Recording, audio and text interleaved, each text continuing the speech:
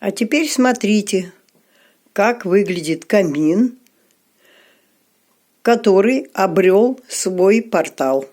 Никаких дырок, никаких видов шнура электрического, ничего.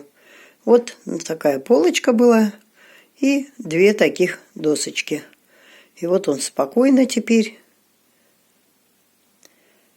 здесь нам отдает свое тепло в более культурной обстановке, чем было.